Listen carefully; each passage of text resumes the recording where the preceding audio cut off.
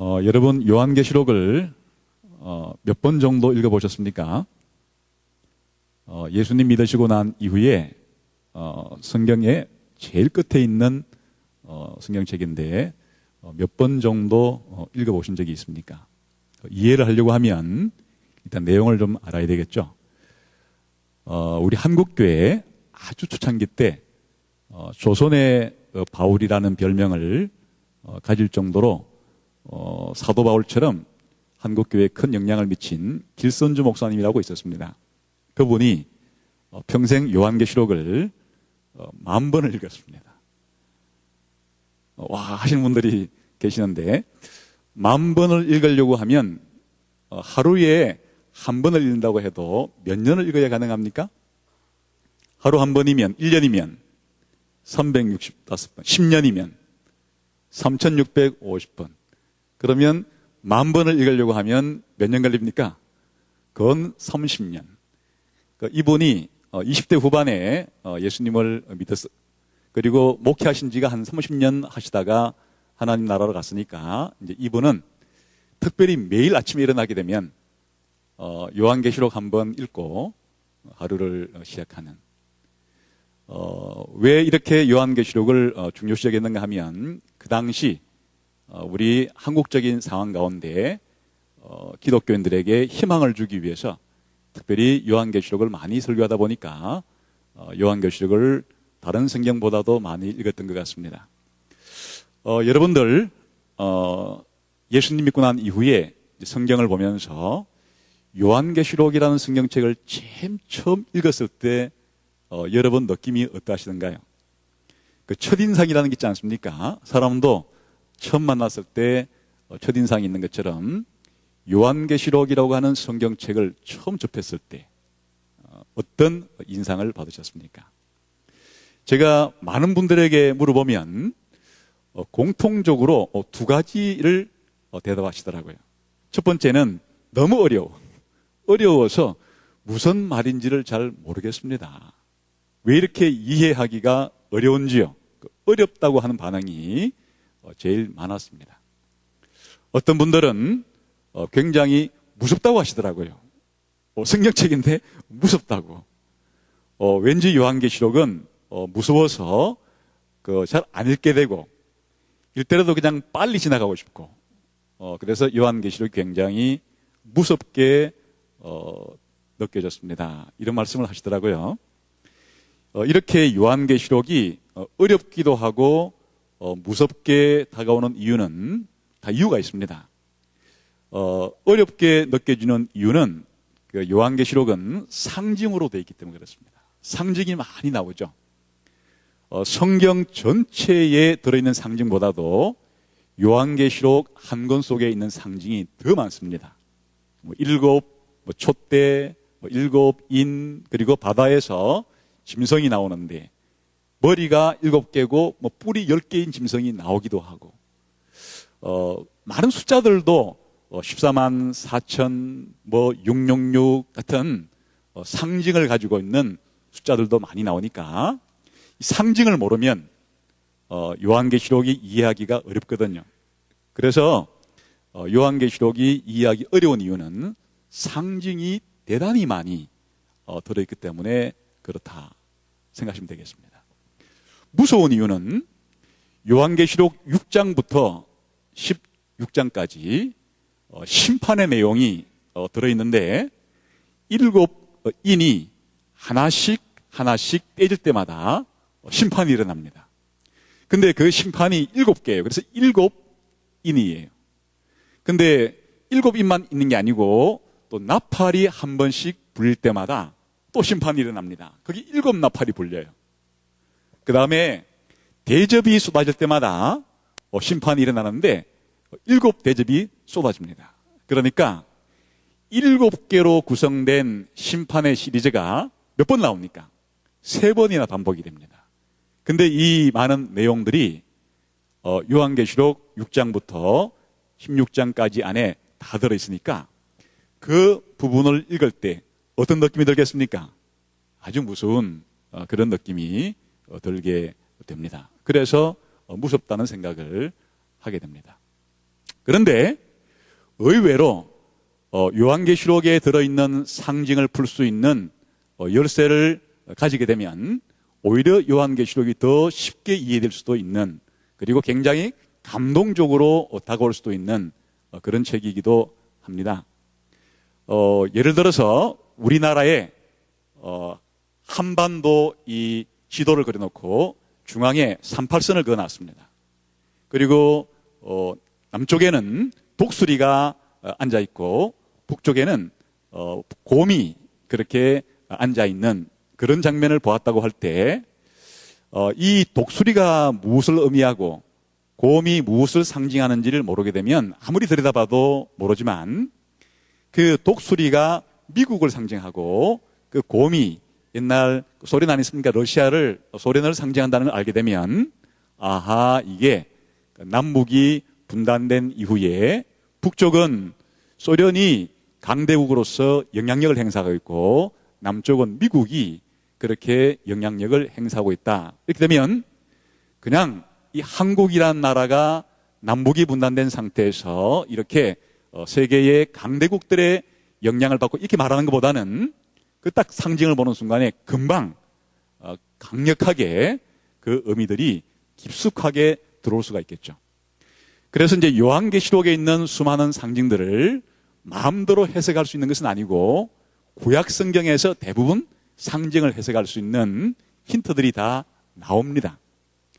요한계시록을 처음으로 읽으니까 잘 이해가 안 되지, 만일 한 자리에 앉아가지고 창세기부터 성경의 처음부터 쭉 계속 읽어내려 왔다면 요한계시록의 상징을 볼 때 이건 내가 저 다니엘서에서 봤던 건데, 이건 저 에스겔서에서 봤던 건데, 구약 성경에서 나왔던 내용들이 대부분 요한계시록에 있기 때문에 요한계시록의 상징을 해석하는 것은 귀에 걸면 귀걸이, 코에 걸면 코걸이식으로 해석하는 게 아니라 요한계시록 이전에 성경에 나왔던 그런 내용들을 가지고 상징을 해석하게 됩니다. 그러면 요한계시록의 내용들이 잘 이해하게 됩니다. 그리고 무섭다는 것도 그 심판의 내용이 누구를 향한 것인가를 알면 무서워할 필요가 없습니다. 구약시대 때 이스라엘 백성이 출애굽하면서 하나님께서 이집트에 심판을 내린 적이 있죠. 10가지 심판, 10가지 재앙을 내릴 때 그 10가지 재앙을 하나님 백성에게 내린 건가요? 아니죠. 이스라엘 백성이 아니고 바로 이집트 사람에게 하나님께서 재앙을 내리시고 심판을 하셨습니다. 오히려 하나님 백성인 이스라엘은 이집트의 심판이 내리면 내릴수록 무엇이 점점 가까워왔습니까? 구원이. 이스라엘 백성에게는 그 10가지 재앙이 하나씩 둘씩 더 내려질수록 구원이 점점 더 가까워진 것입니다. 10번째 재앙을 통해서 이스라엘은 에집트에서 출애굽이 될 수 있는 그런 해방을 경험하게 되지 않습니까? 마찬가지로 요한계시록에 나오는 이 7인의 심판, 7대접 심판, 7 나팔 심판은 누구를 향한 거라고요? 세상, 불신자를 향한 심판의 내용이기 때문에 오히려 우리 신자들에게는 그런 과정을 거쳐서 구원이 우리 가운데 일어나는 것이니까 우리 신자들이 두려워할 필요는 없습니다. 그래서 오히려 요한계시록은 우리 신자들에게 굉장히 은혜로운 이 예언의 말씀을 읽는 자와 듣는 자들과 이 가운데 기록한 것을 지키는 자들에게 복이 있다고 말씀합니다. 그렇게 해서 시작을 해요. 그러니까 요한계시록을 그렇게 어려워할 필요도, 그리고 무서워할 필요도 없는, 오히려 상징을 잘 이해하면 이해하기가 쉽고 그리고 굉장히 은혜로운 그런 성경이다 할 수 있겠습니다. 그러면 요한계시록을 우리가 읽고 공부하고 또는 가르치고 하는 것이, 배우는 것이 왜 중요할까요? 제일 처음은 성경을 이해하는데 가장 중요한 성경책 가운데 하나입니다. 여러분, 성경책은 창세기부터 계시록까지 66권으로 되어 있지 않습니까? 창세기는 지금부터 몇 년 전에 기록이 된 겁니까? 대략 3,500년 전에 기록이 됐습니다. 성경의 마지막 책인 계시록은 대략 2,000년 전에 기록이 됐습니다. 그러니까 아주 오래된 책이죠. 이 요한계시록만 하더라도 우리나라 고구려, 백제, 신라가 생길 때쯤, 그보다 조금 뒤에 그때 쓰여진 책이고, 창세기는 그보다 1,500년 전에 쓰여진 책이니까 성경을 이해하기가 그리 쉽지 않아요. 1,500년 동안에 긴 시간 동안에 그렇게 쓰여진 책이니까 잘 이해하기가 쉽지는 않은데, 그런데 하나님께서 이 성경 전체를 통해서 우리를 구원해 가시는 이야기이기 때문에 하나의 이야기입니다. 창세기부터 계시록까지가 하나의 이야기예요. 그렇기 때문에 성경을 이해하는 데 있어서 제일 중요한 성경책은 무엇과 무엇이겠습니까? 이야기의 제일 처음과 이야기의 제일 끝은 반드시 알아야 됩니다. 여러분이 영화를 한 편 한 2시간짜리를 보시는데 중간에 한 30분쯤 늦게 들어가가지고 보다가 30분쯤 일찍 나왔습니다. 영화의 처음도 못 봤고 영화의 마지막도 못 봤습니다. 그럼 중간에 벌어지는 이 일들이 도저히 이해가 안 되는 거예요. 도대체 이 이야기가 어떻게 시작이 되어서 어떻게 끝날지를 모르니까 자기가 중간에 본 그것 자체가 이게 왜 이런 일이 벌어지는지를 알지 못합니다. 근데 무엇을 다 보고 나면 이해가 잘 될까요?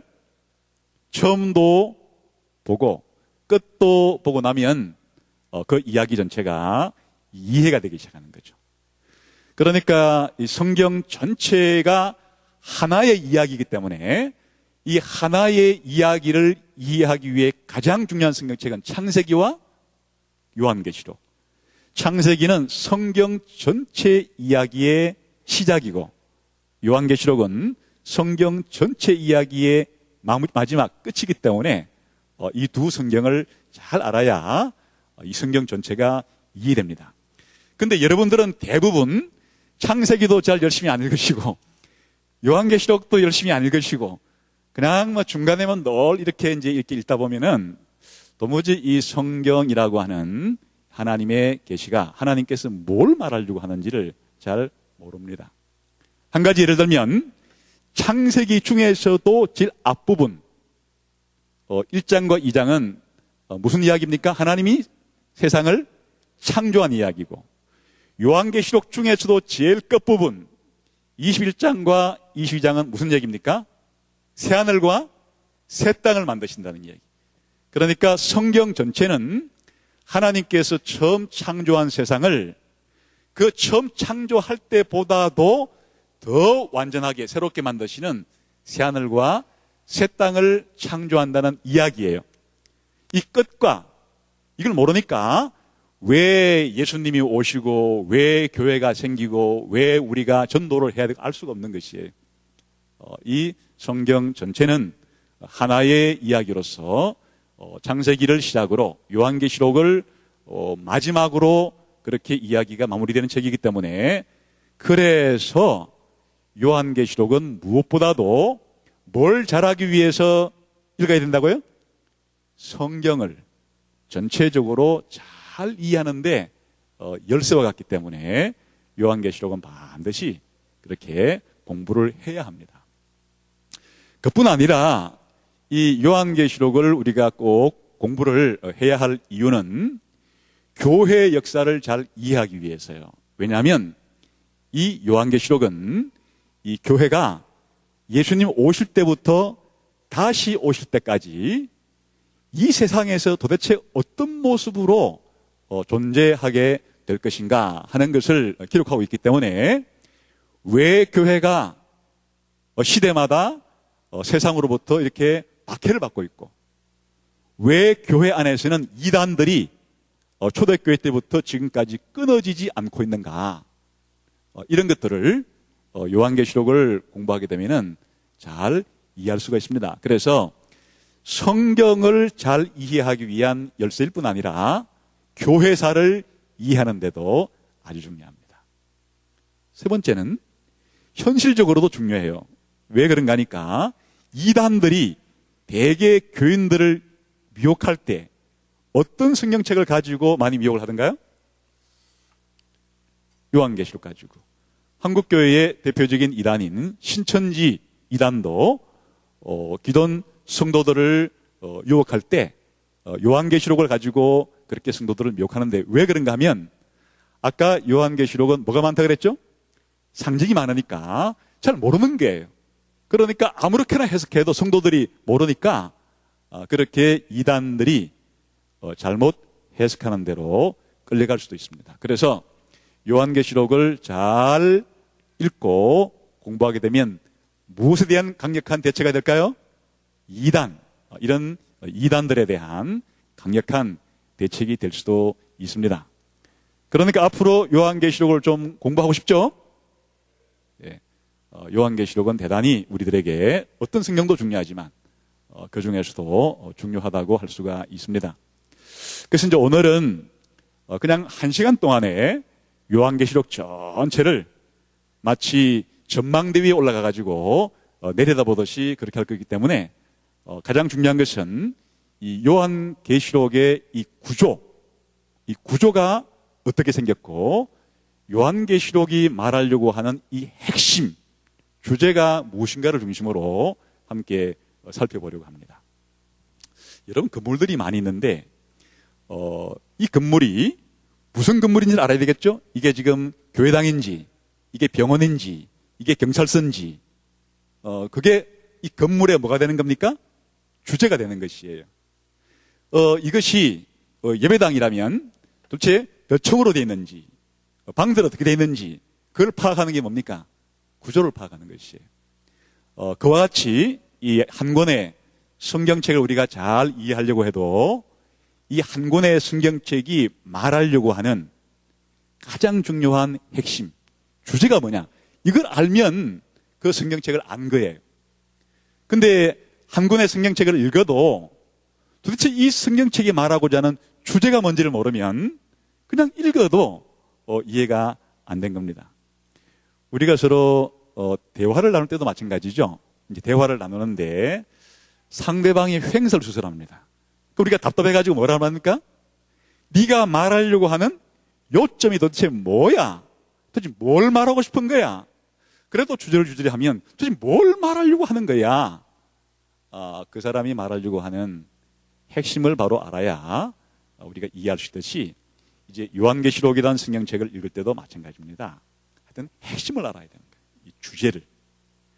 그런데 이런 주제를 알려고 그러면 거꾸로 뭘 잘 알아야 주제를 잘 알 수가 있는 거니까 뭘 잘 알아야 될까요? 구조. 이 요한계시록이 어떻게 짜여졌나 하는 걸 알아야 됩니다. 예를 들면은 병원과 경찰서와 소방서와 혹은 학교와 이런 가정집과 다를 때 사실 뭐가 차이가 나던가요? 꼭 구조가 다 차이가 나죠. 병원은 병원에 맞게끔, 경찰서는 경찰서에 어울리게끔, 도서관은 도서관에 맞게끔, 예배당은 예배당에 맞게끔. 여기는 예배당이니까 이런 예배실을 만들어 놓았죠. 만약에 이게 무슨 경찰서 같으면 이런 구조가 필요가 없겠죠. 다른 구조가 있겠죠. 그래서 요한계시록이라는 성경책도 잘 이해하고 할 때 일단 중요한 것은 뭘 잘 파악해야 된다고요? 주제를 잘 파악해야, 구조를 잘 파악해야 뭐가 잘 이해가 된다고요? 주제가 드러나고, 주제를 잘 이해하려고 하면 뭘 잘 파악해야 된다고요? 구조를 잘 파악하면 요한계시록을 이해할 수가 있다, 그런 뜻입니다. 이제 지금부터 이 요한계시록의 주제를 찾기 위해서 구조를 함께 볼 텐데 좀 수고스럽지만 성경 구조를 좀 읽어야 구조가 파악되기 때문에 한번 성경 가지신 분들은 저와 함께 요한계시록의 구조를 찾기 위해서 몇 군데를 좀 함께 읽도록 하겠습니다. 우선 1장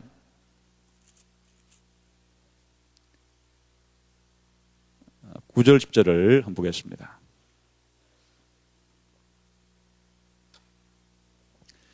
같이 한번 읽을까요? 요한계시록 1장 9절 10절 시작. 나 요한은 너희 형제요 예수의 환난과 나라와 참음에 동참하는 자라.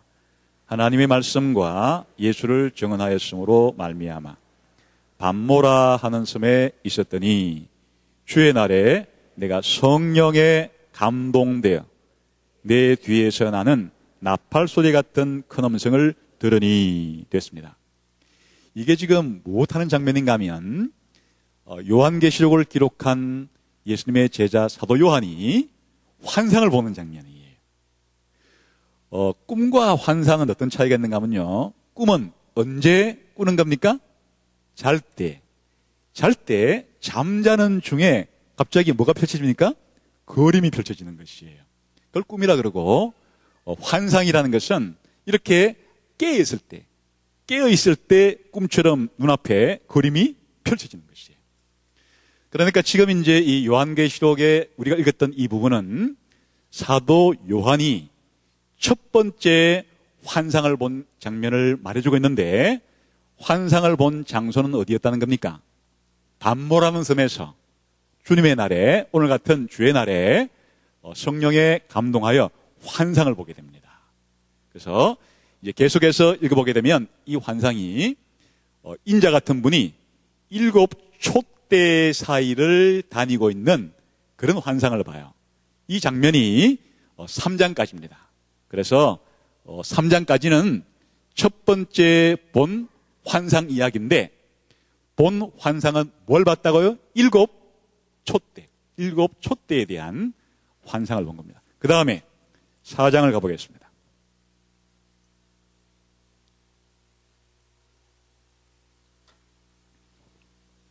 1절과 2절을 같이 한번 읽겠습니다. 시작. 2일 후에 내가 보니 하늘에 열린 문이 있는데 내가 들은 바 처음에 내게 말하던 나팔 소리 같은 그 음성이 이르되 이리로 올라오라. 이후에 마땅히 일어날 일들을 내가 네게 보이리라 하시더라.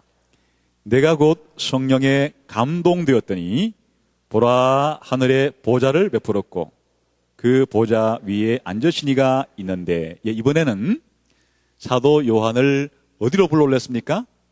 하늘문을 열어서 하늘로 불러 올렸는데, 역시 이제 환상 가운데 무엇을 보여주는가 하니까 보좌 위에 앉아 계신 한 분이 보였고, 보좌 주변의 장면들을 계속 보여줍니다. 그러면서 이 보좌로부터 번개와 음성과 내성이 납니다. 우리 한번 5절을 보겠습니다. 4장 5절.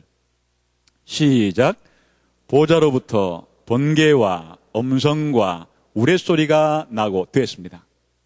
그런데 아까 요한계시록에 심판 시리즈가 3개 있다 그랬죠? 순서대로 말하면 7 인심판, 두 번째는 7 나팔 심판, 세 번째는 7 대려 심판인데, 이 7번째는 다 7인째, 7 나팔째, 7 대접 때는 이렇게 번개와 천둥과 음성 소리가 나는 것이에요. 다시 말하면 매 심판의 끝에마다 이런 번개와 음성과 지진이 나는 이런 현상이 아까 보니까 어디로부터 임한다고요? 보좌로부터. 그래서 이 7인부터 나팔 대접 심판까지는 보좌로부터 이 심판이 임하게 되는 것이에요. 그래서 이게 이제 둘째 환상의 내용을 구성하는 겁니다. 두 번째 본 큰 환상의 내용은 심판이 어디로 임한다고요? 보좌로부터 번개와 음성과 내성이 나면서 7 인심판, 7 나팔 심판, 7 대접 심판이 일어나는 환상이 몇 번째 환상이라고요? 두 번째 환상이에요. 이것이 4장부터 16장까지 기록이 됩니다. 그 다음에 세 번째 환상 보는 장면을 보겠습니다. 17장.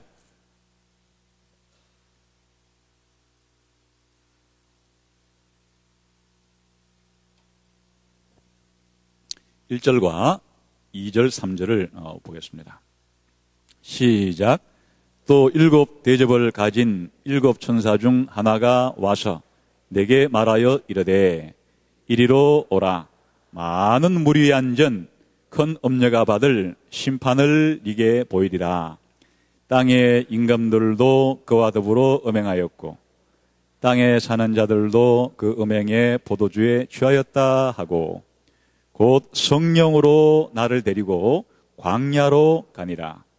내가 보니 여자가 붉은빛 짐승을 탔는데 그 짐승의 몸에 하나님을 모독하는 이름들이 가득하고 7머리와 10뿔이 있으며 되었습니다.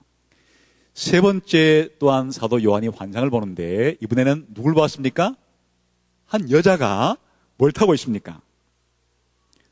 붉은빛 짐승을 타고 있어요. 환상을 본 장소는 광야, 요한을 광야로 데리고 가지고 환상을 보여주었습니다. 내용은 한 여자가 머리가 7 달린 어떤 짐승을 타고 있는 이런 환상을 본 겁니다. 이 내용이 뭘까 해석을 해줬습니다. 우리 한번 18절에 가보게 되면 여자가 누군지가 소개가 됩니다. 17장 18절 시작. 또 내가 본 그 여자는 땅의 왕들을 다스리는 큰 성이라 하더라.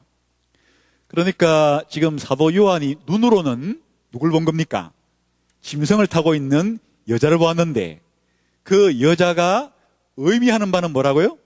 큰 성이라는 겁니다. 근데 이제 이 성 이름이 무슨 성인지가 성경을 보면 나와 있습니다. 앞에 5절을 또 보겠습니다. 시작. 그의 이마에 이름이 기록되었으니 비밀이라 큰 바벨론이라. 보니까 여기에 이 여자의 아까 그 정체가 뭐라 그랬죠? 큰 성이라 그랬는데 이 성의 이름이 뭐라고요? 바벨론이라고요. 그러니까 이 여자는 성으로 말하면 바로 바벨론이라고 하는 성이고 또 신분으로 말하면 창녀예요. 고단 보니까 땅의 음녀들과 가증한 것들의 음이라. 그러니까 이 여자는 신분은 누구라고요? 창녀예요. 성으로 말하면 무슨 성이라고요?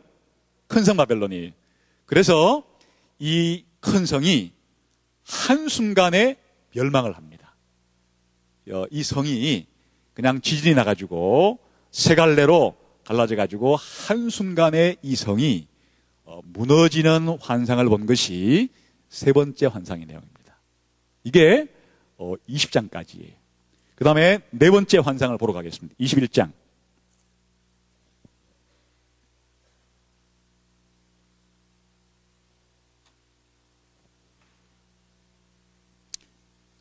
어, 21장 9절, 10절을 같이 읽겠습니다. 시작.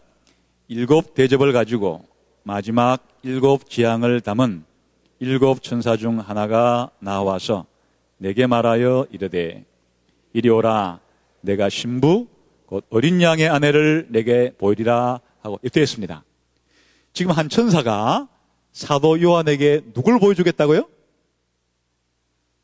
아내를 보여주는데 누구의 아내라고요?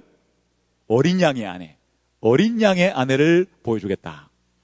여러분 요한계시록에서 이 어린 양은 누굴 말하는가 하니까 예수님을 가리켜요. 그러니까 지금 누굴 보여주겠다고요? 예수님의 아내를 보여주겠다. 그럼 이제 예수님의 아내가 나타나겠죠? 그 다음에 10절을 봅시다. 시작. 성령으로 나를 데리고 크고 높은 산으로 올라가 하나님께로부터 하늘에서 내려오는 거룩한 성 예루살렘을 보이니. 그런데 하늘에서 누가 내려와야 합니까? 어린 양의 아내가 내려와야 되는데 내려오기는 누가 내려와요? 거룩한 성 예루살렘이 내려와요. 그러면 이 거룩한 성 예루살렘은 누구란 얘기입니까? 어린 양의 아내란 얘기예요.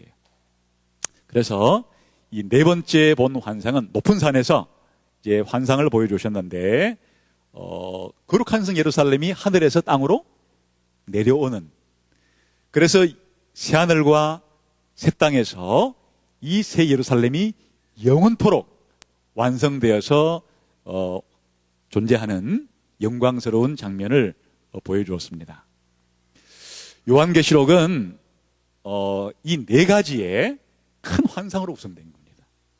그런데 지금 이제 여러분들이 읽으시는 동안에 정신없이 읽어서 잘 몰랐을 텐데 한 단어가 이 네 환상을 보는 장면에 아주 공통적으로 나온 게 있습니다. 무슨 단어가 계속 반복되었나요? 성령. 앞에 두 번은 내가 성령에 감동되었더니 이렇게 되고, 뒤에 두 번은 성령이 나를 데리고 이렇게 있는데, 이제 실제는 원래 이 헬라 말로 기록된 원래 성경에는 이 단어가 그냥 똑같아요.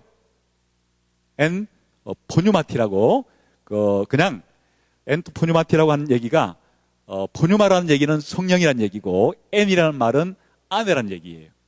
그러니까 그냥 우리나라 말로 직역을 하면 성령 안에 있을 때, 이런 뜻이에요. 근데 이제 번역을 할 때는 이렇게 문맥에 맞게끔 좀 이렇게 다듬거든요. 다시 말하면 사도 요한이 환상을 볼 때 그냥 본 게 아니고 어떤 상태에 들어갈 때마다 환상을 본 겁니까? 성령 안에 있을 때. 우리가 이해하기 쉬운 말로 말하면 성령이 충만한 상태가 되면서 사도 요한에게 환상을 보여준 거예요.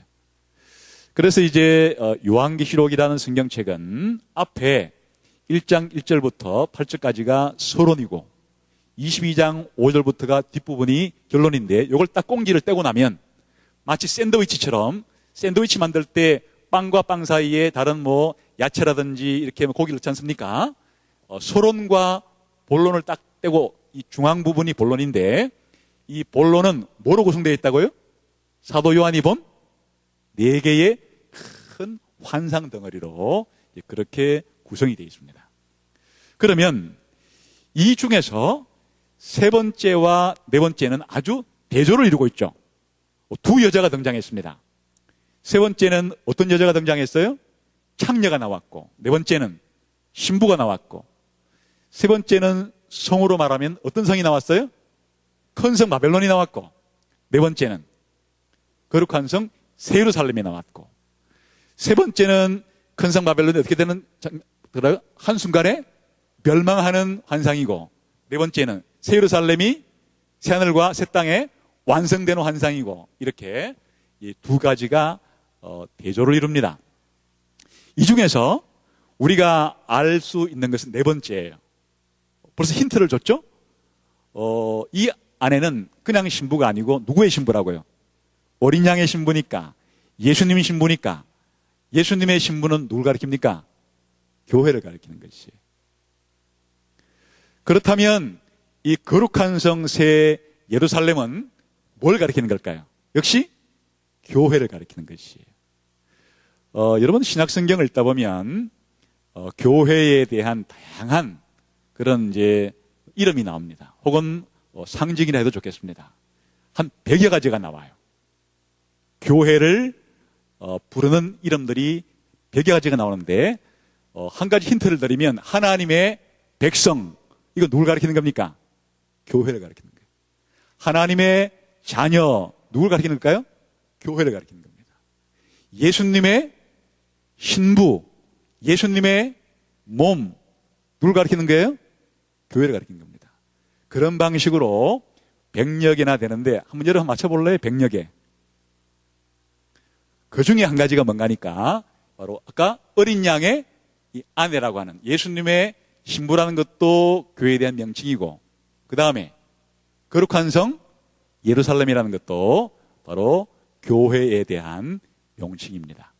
그런데 이제 어느 시대의 교회인가 하면 지금 시대 교회를 가리키는 것이 아니에요. 나중에 예수님 재림한 이후에 모든 교회가 부활해가지고 영광스럽게 된 다음에 어디 들어가 있는 새하늘과 새 땅, 영원한 천국에 들어가 있는 그런 종말의 교회를 거룩한 성 새 예루살렘 교회라, 이렇게 이름할 수가 있겠습니다.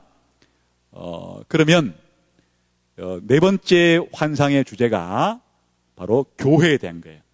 근데 교회인데 어느 시대의 교회에 대한 이야기라고요? 영원한 천국에 들어갈 이 종말에 있을, 마지막에 있을 그런 교회를 가리키는 겁니다.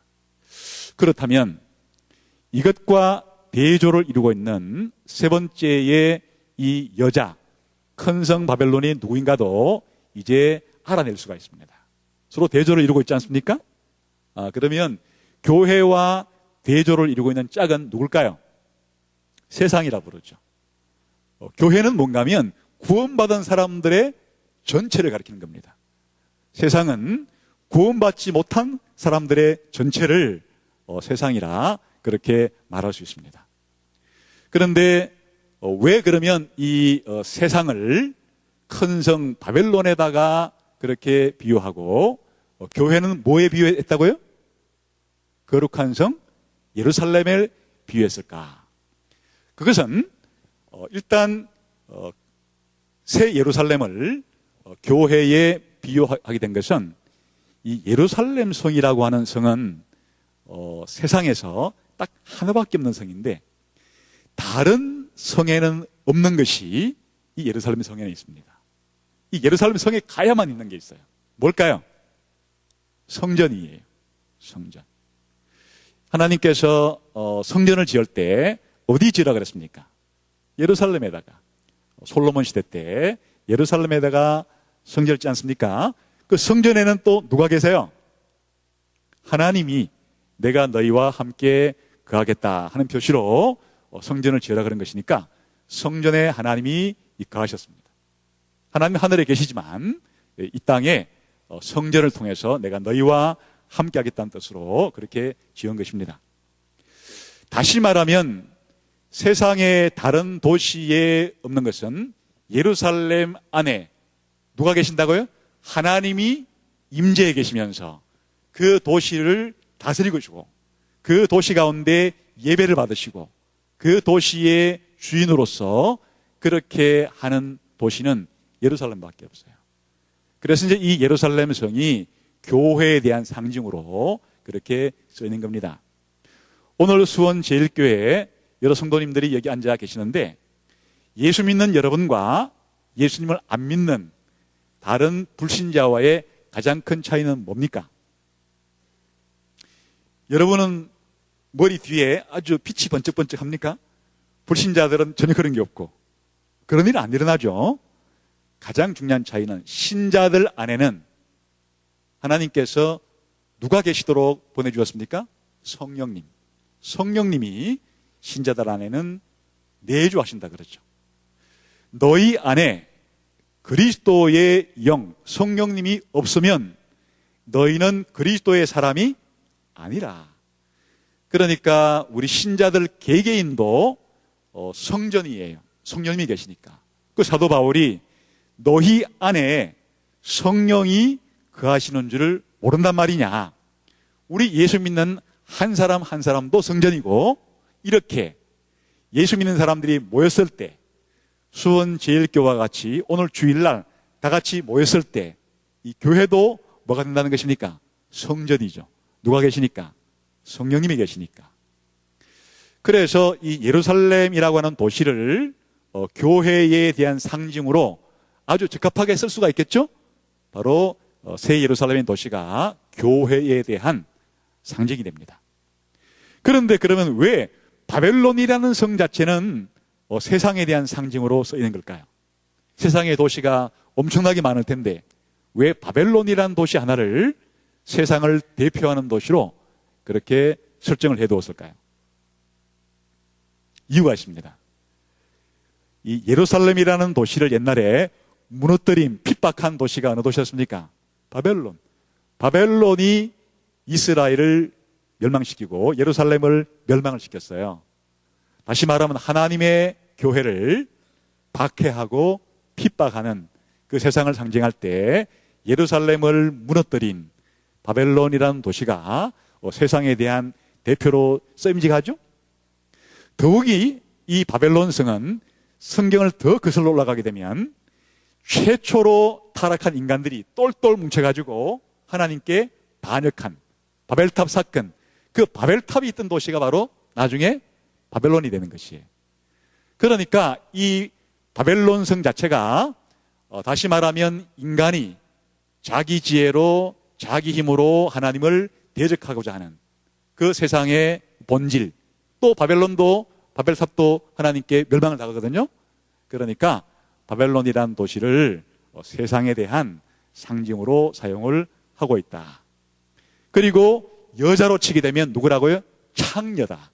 원래 하나님께서 우리 인간들이 하나님의 사랑을 받고 하나님을 사랑하도록 그렇게 지음받았는데 하나님 대신에 사실 누굴 택한 겁니까? 사탄의 말을 듣고 사탄에게 그렇게 사실은 짝짝꿍한, 변절한, 반역한 그런 불신자, 세상의 특징을 여자로 치면 창녀로, 도시로 치면은 뭘로? 바벨론으로 이렇게 이제 상징하고 있는 겁니다.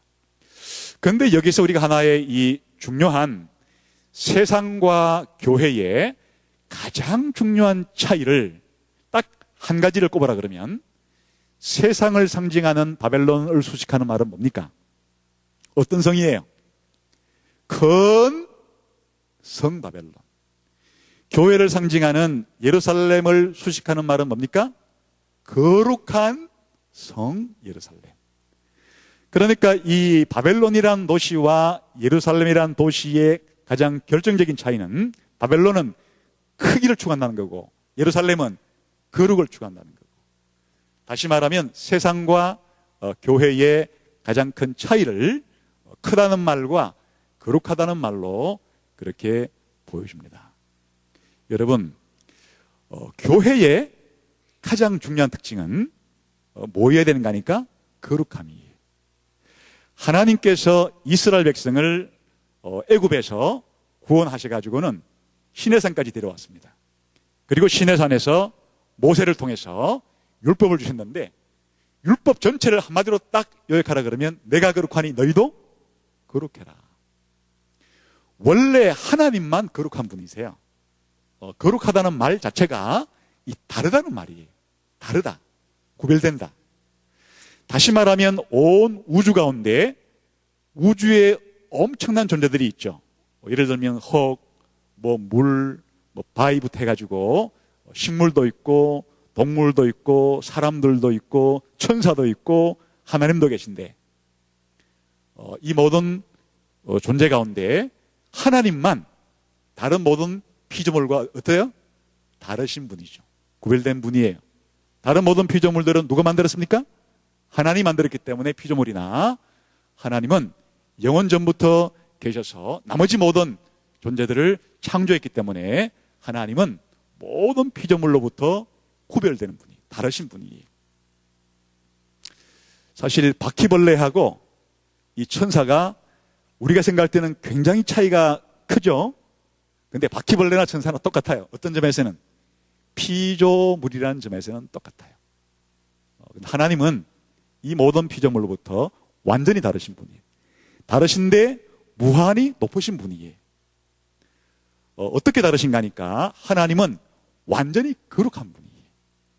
그래서 하나님은 죄를 지을 수도 없고 죄를 참을 수도 없고 죄에 대해서는 반드시 심판할 수밖에 없어진 것은 하나님 자신이 도덕적으로 완전한 분이기 때문에.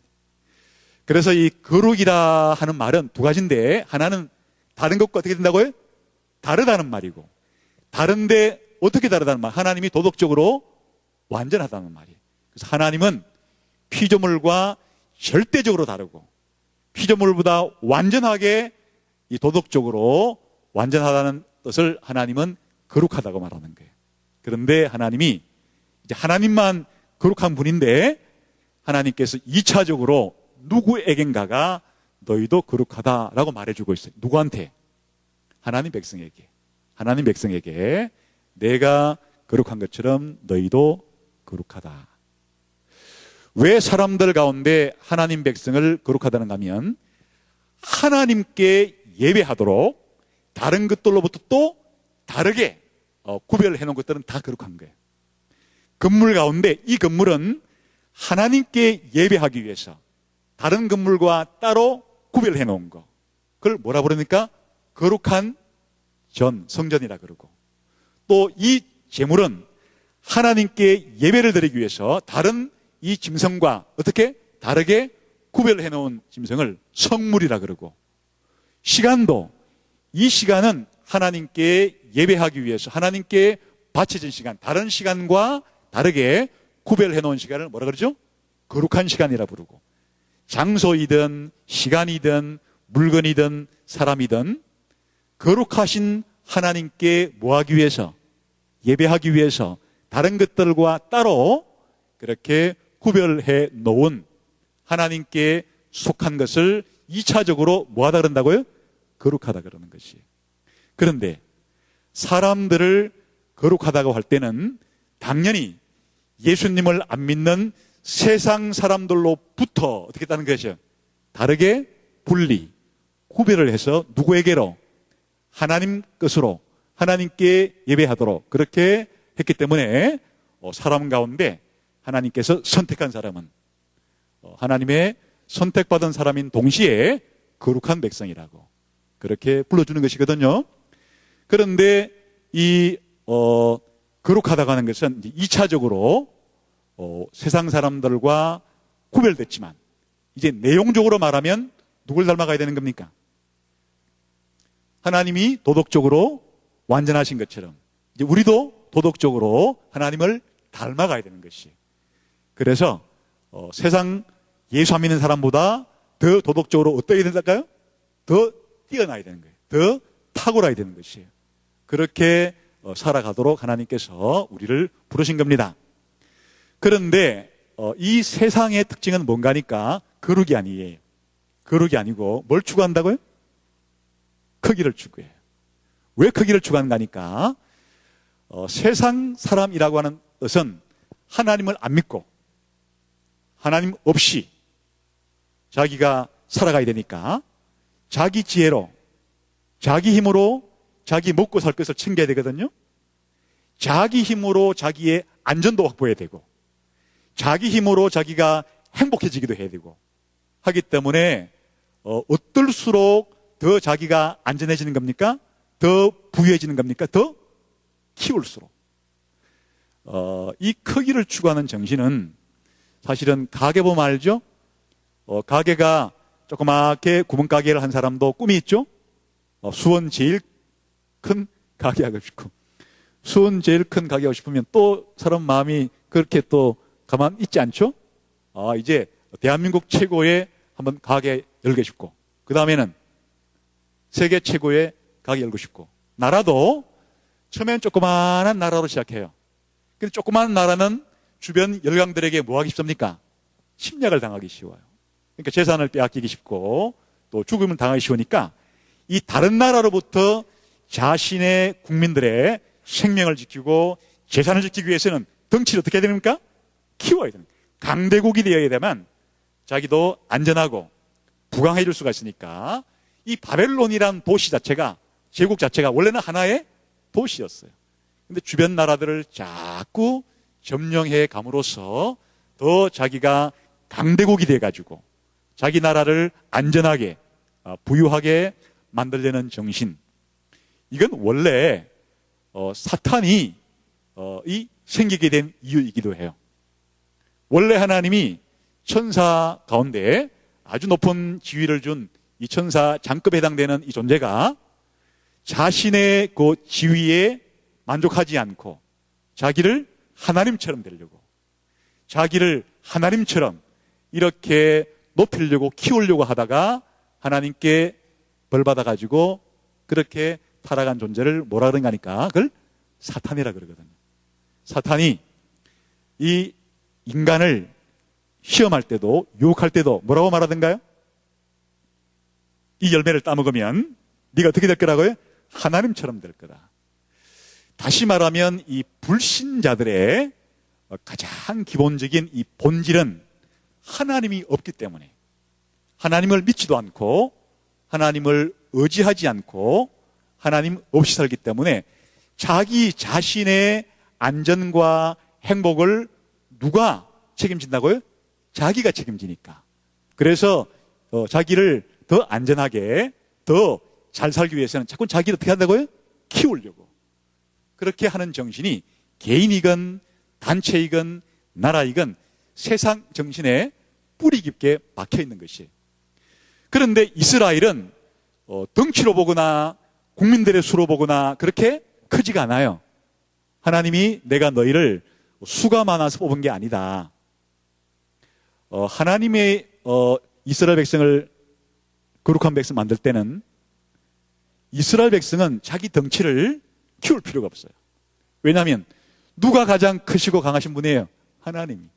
천지를 창조한 하나님이 우주 만물에서 제일 강하시고 제일 부자시고 제일 높으시니까 교회는 자기 스스로를 그렇게 키우려고 할 필요가 없고, 누구한테 붙어만 있으면, 하나님께 붙어만 있으면, 누가 우리 안전을 책임져줘요?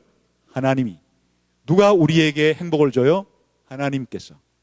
그러니까 교회는 자기 스스로의 힘으로 크기를 추구할 필요가 없이 오히려 하나님을 뭐 하려고? 닮으려고 하는 것이 교회의 본질이다. 그런데 교회가 세상을 닮아가게 되면, 타락하게 되면 어떤 현상이 생기게 될까요? 교회가 교회다울 때는 뭘 추구하려고 그럴까요? 거룩을 추구하려고 해요. 여러분, 그 거룩을 추구한다는 얘기는 아까 하나님이 이스라엘 백성에게 뭐하라 그랬어요? 내가 거룩하니 너희도 거룩한데, 거룩하게 할 수 있는 방법을 가르쳐 줬죠? 뭘 줬습니까? 하나님 말씀을 주지 않았습니까? 다시 말하면 이스라엘 백성이 애굽에서 그대로 살았더라면 그의 머릿속으로 생각하는 게 늘 누굴 닮아 있을까요? 애굽 사람들. 그들의 말과 행동이 누굴 닮을까요? 애굽 사람들. 그런데 하나님께로부터 이제 뭘 받았습니까? 율법, 하나님 말씀을 받았습니다. 그를 공부합니다. 그러면 그들의 생각이 누구 생각처럼 바뀔까요? 하나님 생각처럼. 그들이 율법에 기록된 대로 실천하면 그들의 행동이 누굴 닮아갈까요? 하나님처럼. 그러니까 하나님 백성이 이 땅에서 하나님처럼 닮아가는 방법은 다른 게 없어요. 뭐밖에 없어요? 하나님 말씀을 이해한 만큼만 내 머리가 어떻게 된다고요? 거룩해진 내 생각이. 하나님 말씀을 뭐 한 만큼만, 순종한 만큼만 우리의 삶이, 행동이 점점 하나님처럼 하나님의 성품을 닮아가게 되는 것이에요. 이스라엘 백성이 율법을 받았는데 50%밖에는 공부를 안 했어요. 지키질 않았어요. 나머지 50%는 어떻게 살게 될까요? 하나님 백성이긴 한데 살긴 어떻게 살까요?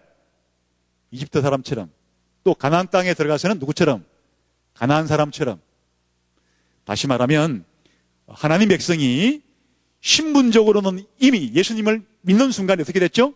거룩해졌는데, 우리의 행동이, 삶이 거룩해지는 길은 뭐 하는 길밖에는 하나님 말씀을 아는 만큼만 우리의 생각이 거룩해지고, 하나님 말씀을 뭐 하는 만큼만, 순종하는 만큼만 우리의 삶이 거룩해지는 거예요. 그래서 예수님께서 마지막 십자가에 달리기 전에 기도를 하실 때, 아버지여, 앞으로 나를 믿을 이 제자들을 거룩하게 해주십시오. 어떻게? 아버지의 말씀은 진리입니다. 이들을, 교회를 진리로 거룩하게 해주십시오. 그런데 이 진리는 뭐라고요? 아버지의 말씀이고 진리입니다. 그래서 교회의 가장 중요한 특징은 그러므로 뭐라고요? 하나님의 말씀. 교회는, 신자들은 불신자와 달리 하나님 말씀대로 믿는 사람들이에요. 말씀대로 예배하는 사람들이에요. 말씀대로 사는 사람들이에요. 그러니까 이 교회의 가장 중요한 특징은 하나님 말씀을 바르게 이해하고 바르게 가르치는 게, 이게 교회예요. 여러분, 교회의 단체 이외에 병원도 있고 학교도 있고 뭐 경찰서도 있고 나라도 있는데, 그런 다른 단체는 무엇이 없어요? 하나님의 말씀이 없기 때문에 우리가 하나님 말씀을 통해서 하나님이 어떤 분인지, 우리 인간이 누군지, 어떻게 구원을 받는지, 어떻게 천국에 가는지, 이와 같은 것을 세상에 있는 다른 단체들은 아무 단체도 가르치는 것이 없어요. 물론 세상의 다른 단체들도 중요하죠? 다 제각기 필요한데 어디에 필요합니까? 이 세상에서 뭐 하는데? 살아가는 데 있어서 뭐 요렇게 저렇게 도움을 주지만, 교회를 제외한 어떤 세상의 단체도 우리들에게 뭐를 제공해 주지 못해요? 구원의 길, 영생의 길을 아무도 제공해 주지를 못하는 것이에요. 그게 교회의 가장 큰 특징이죠. 그런데 교회가 세속화되게 되면, 교회가 세상을 닮아가게 되면 이런 거룩을 추구한 대신에 뭘 추구한다고요? 크기를 추구해요. 여러분, 만일 이 수원에 10대 교회를 한번 꼽으라 그러면 당장 여러분 생각에 어떤 교회를 꼽기가 쉽겠습니까? 제일 교인 수가 많은 교회 순으로 이렇게 꼽으면 벌써 그 정신 속에 무엇이 들어가 있을 가능성이 많아요? 세상의 정신, 세속화될 가능성이 많아요. 여러분, 교회는 이렇게 수원 제일교회처럼 성도들이 많이 모이는 교회가 있습니다. 그런데 성경 말씀을 바르게 가르치려고 하고 성도들은 바르게 배우려고 하고 배운 대로 살아가려고 하면 좋은 교회예요, 안 좋은 교회예요? 아주 좋은 교회예요. 근데 한 100명밖에 안 모이는 교회가 있는데 만나면 그냥 등산 가려고 그러고 만나면 가서 뭐 고기 잡으러 가려고 그러고 만나면 축구 하려고 그러고 그냥 성경 말씀을 가르치고 배우는데 관심이 없어요. 그러면 그 100명밖에 안 되는 작은 교회라도 사실 누구 닮은 교회예요? 세상 닮은 교회예요. 반대로 거꾸로 100명밖에 안 되는 교회인데 성경 말씀을 전체를 바르게 가르치고 바르게 지키려고 노력을 해요. 근데 한 10,000명쯤 오는 교회가 있어요.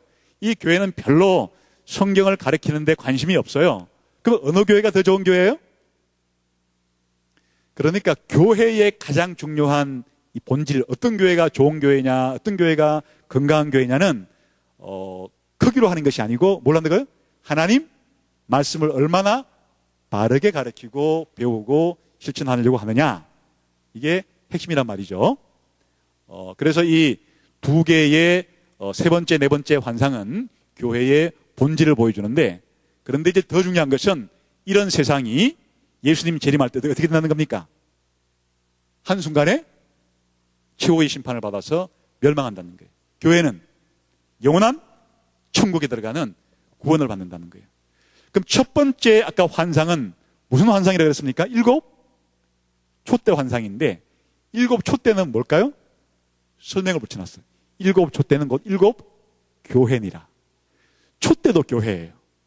그런데 이 7 촛대는 무슨 교회인가 하면 에베소 교회, 스무나 교회, 보가모 교회처럼 어디 있는 교회? 지상에, 이 지상에 있는 교회들. 언제까지? 예수님 재림할 때까지. 어느 시대든 어느 지역이건 이런 수원 제일교회처럼 또 제가 섬기는 예수가족교회처럼 이렇게 주일날 함께 모여서 예배드리고 서로 교제하고 전도도 하고 이렇게 하는 이런 예수님 오실 때까지의 이 세상의 땅에 있는 그런 교회를 바로 촛대교회라고 그럽니다. 7 촛대교회. 그래서 이 촛대교회에 예수님이 이제 나타나세요. 편지를 보내시는데 내가 너희를 다 아는데 뭐 하라고요? 회개하라. 회개하라. 회개하라. 회개하라. 그 7 교회의 모습을 보게 되면 아주 예수님 눈에 보기에 아직 회개할 것이 많은, 다시 말하면 지금 뭘 짓고 있는가 하니까 죄를 짓고 있고 문제가 많고 여러 가지 어려움들이 많고 이런 교회들의 모습. 그래서 이 7 교회의 모습은 사실 저희 교회와 이 수원 제일교회가 다르고 또 수원 지역에 있는 교회마다 조금씩 어때요? 서로 문제점이 다르고 또 지금 가지고 있는 여러 가지 특징들이 다르죠. 근데 공통점은 다 어떤 상태에 다 연약하고 부족하고 또 때로는 실수하고 때로는 죄를 짓기도 하고, 그러니까 뭘 힘써야 되는? 늘 회개하기를 힘써야 되는, 개혁하기를 힘써야 되는 그런 교회들이에요. 그런데 예수님께서 이 7 촛대교회에게 놀라운 약속을 해줘요. 이기는 자들에게는 내가 이것을 선물로 준다 하면서 생명나무 열매를 먹게 해주겠고 이렇게 쭉 하는데, 그거를 다 모으면 무슨 모습이 나오는가 하니까 새 예루살렘 모습이 되는 거예요. 쉽게 말하면 새 예루살렘의 모습을 쪼개가지고 어떤 교회는 요거를 주고 어떤 교회는 요거를 주고 이렇게 설명했는데, 결국 쉽게 말하면 이 7 교회에게 나중에 예수님 올 때 어떻게 해주겠다는 거예요? 어디 들어가게 해준다는 얘기예요? 영원한 천국에 들어가게 해준다는 얘기. 다시 말하면 새 예루살렘 교회가 되게 해주겠다는 거예요. 그래서 이 첫 번째 환상과 네 번째 환상은 그 내용이 둘 다 교회예요. 근데 내용이 서로 차이가 있어요. 일곱 촛대 교회는 예수님 초림 때부터 재림 때까지 지금 우리처럼 이 세상에, 이 땅에 이렇게 예배드리고 있으면서 교제하고 전도하면서 때로는 뭐 한다고요? 실수하고 때로는 죄도 짓고 회개도 해야 되고 이런 교회로 존재하고 있다가 계속 이렇게 존재하지 않아요. 엄청난 변화를 일으킬 때가 오는데 언제예요? 예수님 재림할 때. 그때 우리가 죽었던 자들도 부활하고 산 자들은 그 상태로 그대로 부활하신 예수님처럼 완전히 영화롭게 되어서 더 이상 죄를 지을 수도 없는 완전하게 영화롭게 되어서 어디 들어가는 겁니까? 새하늘과 새 땅 천국에 들어가는 거예요. 그 교회의 모습을 무슨 교회로 보여주고 있다고요? 새 예루살렘 교회로 보여주고 있는 것이. 반면에 두 번째 환상의 내용이 뭐라 그랬죠? 일곱인 나팔 대접인데 누구에 대한 심판이라고 그랬습니까? 세상에 대한 심판. 그런데 인과 나팔과 대접은 심판의 범위가 조금씩 차이가 나요. 인 심판 때는 4분의 1이 심판을 받아요. 나팔 심판 때는 3분의 1을 심판을 받아요. 대접 심판 때는 전체가 심판을 받아요. 심판이 지금 어떻게 되고 있어요? 점점 세지고 있는 거예요. 점점 강해지고 점점 확대되고 있어요. 그러니까 이 두 번째 환상은 지금도 하나님께서 이 세상을 뭐 하는 중에 있어요? 심판 중에 있어요. 그런데 최후의 심판은 아직 안 왔어요. 최후의 심판은 언제 와요? 재림하실 때. 그때 세상은 뭐 4분의 1에서 3분의 1 정도 아닌가? 완전히 한순간에 심판을 받는다는 이야기예요. 그러니까 요한계시록은 큰 4개의 환상으로 구성되어 있는데 첫 번째 환상은 초림부터 재림까지 어디 있는 교회, 지상에 있는 교회가 나중에 예수님 재림할 때는 몇 번째 환상처럼 바뀐다고요? 4번째 새 예루살렘처럼 완성이 될 거고 천국에 들어갈 것이고, 세상은 예수님 초림 때부터 재림 때까지 무엇처럼 심판을 받아가고 있다고? 일곱, 인, 나팔, 대적 같은 심판을 받아가고 있다가 예수님 재림 때 어떤 심판을? 세 번째 환상처럼 큰 성 바벨론이 한순간에 완전히 멸망하는 그런 심판을 받게 될 거다. 그러니까 요한계시록의 이야기는 그냥 앞으로 100년 뒤에 무슨 일이 생기고 이런 얘기가 아니고 하여튼 예수님 재림할 때까지 교회와 세상이 어떻게 존재할 거냐. 그보다 더 중요한 것은 예수님 재림할 때 교회는 어떻게 영혼을 보내게 되고 세상은 어떻게 영혼을 보내게 될 것인가. 교회는 영원한 천국에서, 세상은 영원한 지옥에서 심판을 받게 될 거라는 이야기를 하는 것이에요. 그래서 아까 전 목사님이 요한계시록 11장 15절 읽을 때 이 세상 나라가 어떻게 바뀔 거라고요? 우리 하나님과 그리스도의 나라로 바뀔 것이다. 그 얘기는 세상이 어떻게 된다는 얘기예요? 망한다는 얘기고 하나님의 나라는 완성된다는 얘기인데, 세상 나라가 요한계시록에서는 무슨 성으로 표현됐어요? 큰 성 바벨론으로. 하나님의 나라가 무슨 성으로 표현되어 있어요? 예루살렘 성으로. 큰 성 바벨론은 망하고 예루살렘 성은 완성된다 하는 이야기가 요한계시록 이야기의 주제예요. 이것은 요한계시록만의 이야기가 아니고 성경 전체 이야기, 창세기부터 요한계시록 전체 이야기가 바로 이 얘기예요. 여러분, 우리가 아까 성경 전체를 하나의 이야기라 그랬는데 우리 교회로 볼 때는 무슨 하나의 이야기예요? 하나님이 우리를 구원하시는 이야기, 구원의 책이에요. 동전을 뒤로 뒤집으면 세상 사람에 대한 입장에서 보게 되면 성경은 하나의 이야기인데 무슨 이야기예요? 세상을 심판하는 이야기.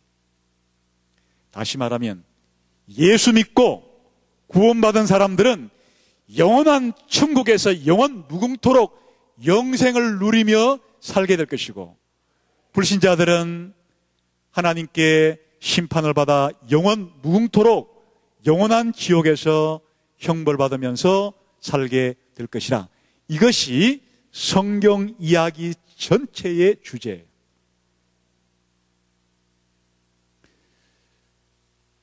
(1500년) 혹은 (1600년에) 걸쳐서 쓰여진 이 성경이 무엇을 말해주는가? 예수 믿으면 천국 가고, 예수 안 믿으면 지옥 간다.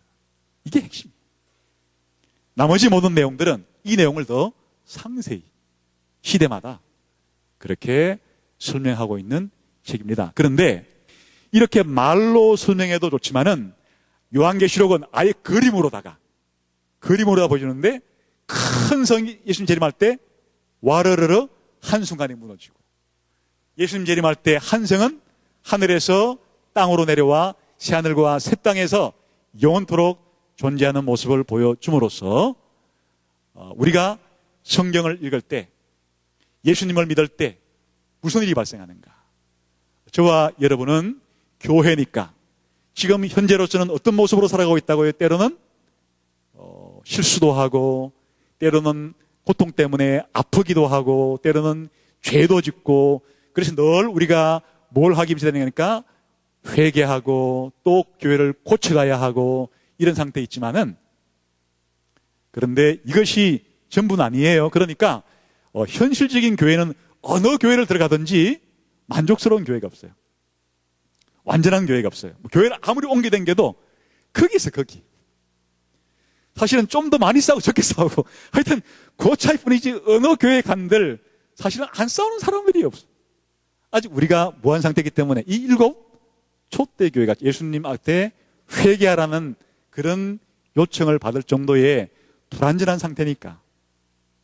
그런데 지상에 현재 연약한 어느 교회라도, 어느 성도라도 참으로 예수님 믿고 거듭난 성도이기만 하면 주님 오시는 그날에 우리가 어떻게 된다고요?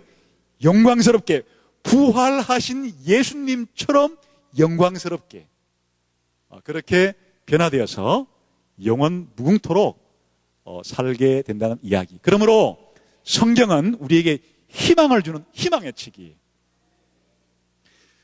성경을 통해서 이 천국에 대한 새 예루살렘의 희망을 가지게 되면 우리를 꺾을 자가 없어요.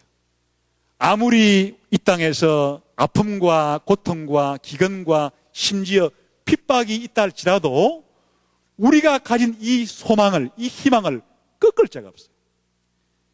왜냐하면 예수 믿는 사람들은 지금도 하나님이 우리를 인도하시지만 이 정도가 아니고 우리는 점점 좋아지고 있는 거예요. 영광에서 영광으로. 불신자들은 나이가 조금씩 이제 먹고 연세가 들수록 사실은 뭐가 꺾입니까?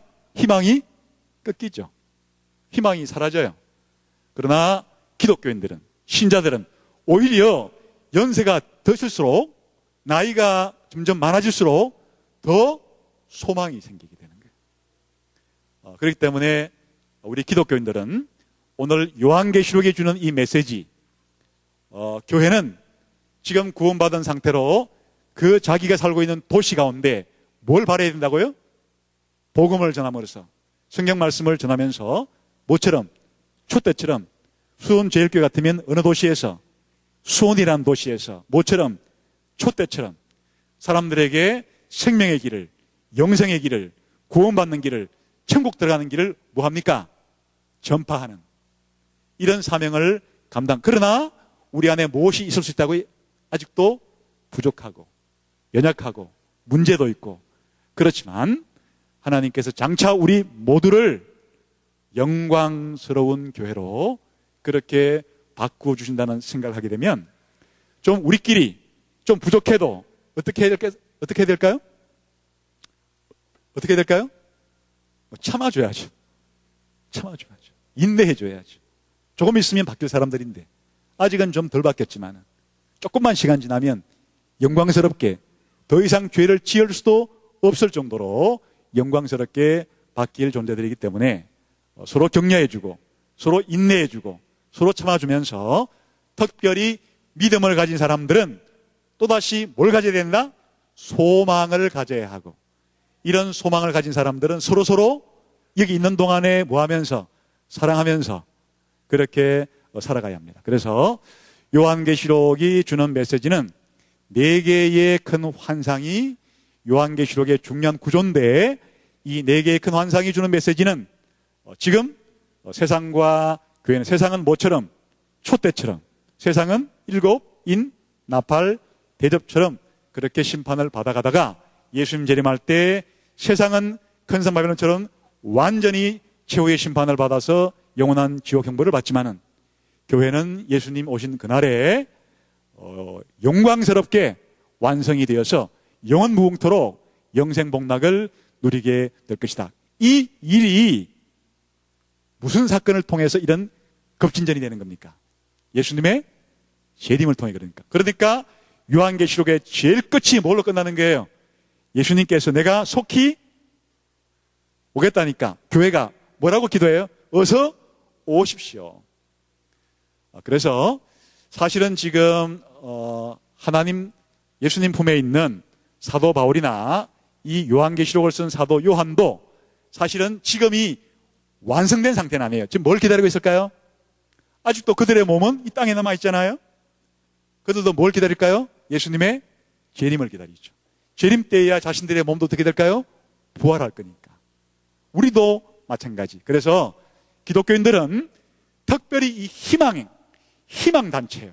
그리고 희망의 사람이에요. 무엇 때문에? 예수님 재림 이후에 완성될 영원한 천국 때문에 기독교인들은 이 땅을 살아갈 때 하여튼 어떤 어려움이 있어도 좌절하거나 실망하거나 낙심할 필요가 없는 사람들이에요. 잠깐의 고통은 무엇과 비교하면 아무것도 아니에요? 영원한 영광과 비교하면, 현재 내가 좀 몸이 아프고 마음에 여러 가지 어려움이 생기고 집안에 문제들이 생기는 이런 것들이 무엇에 비교하면, 우리가 앞으로 받게 될 영원한 천국에 비하면, 그 영광에 비하면 현재의 고난은 깃털처럼 가볍게 느낄 수 있다. 그래서 오늘 제가 아주 한 시간에 요한계시록 전체를 비행기 타고 날아가듯이 그렇게 요한계시록의 이 구조와 주제를 중심으로 말씀을 드렸는데, 좀 동기부여가 생기시는지 모르겠어요. 내가 성경책 전체를 열심히 공부해야 되겠지만 특별히 그 중에서도 뭐를 제대로 공부해야 되겠구나. 요한계시록을 제대로 공부해야 되겠구나. 제가 입구에 들어오면서 보니까 우리 전희철 그 목사님이 보니까 뭐 요한계시록 강의 하나 써놨더라고요. 아주 강의 잘하시는 모양이죠? 그래요. 그래서 앞으로 그렇게 해서 요한계시록을 여러분이 잘 공부하심으로 정말 요한계시록이 우리에게 주는 무슨 희망을 가지면, 왜 길선조 목사님이 이 암울한 일제치하 때 교인들에게 요한계시록을 많이 설교했는지 이해가 되십니까? 희망. 성도들에게 있는 이 희망이 요한계시록에서 가장 잘 발견되기 때문에 그렇다. 이런 소망을 가지고 한평생 승리하신 여러분 되시기를 주님의 이름으로 축원합니다. 기도하겠습니다. 하나님 아버지, 감사합니다. 은혜로 예수님 믿어 죄 용서받게 해주시고 영생을 얻어 천국을 선물로 주시니 감사합니다.